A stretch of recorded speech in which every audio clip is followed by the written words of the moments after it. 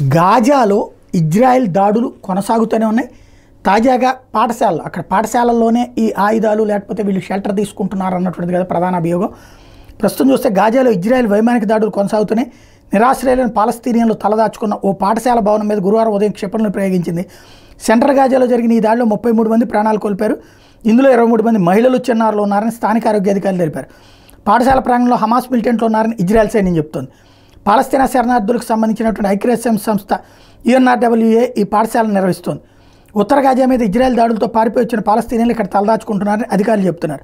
Israel క్షిపణులు పాఠశాలను తరగతి గదులు తాకాయన్నారు.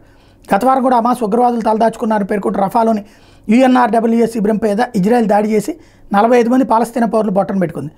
పాలస్తీనాను స్వతంత్ర దేశంగా ప్రకటించిన స్పెయిన్ ఇప్పుడు గాజాలో ఇజ్రాయెల్ నరమేధానికి పాల్పడుతుందంటూ దక్షిణాఫ్రికా వేసిన కేసులో మరోవైపు భాగస్వామ్యేందుకు అనుమతి మంజూరు చేయాలని అంతర్జాతీయ న్యాయస్థానానికి ICJకి దరఖాస్తు చేసింది.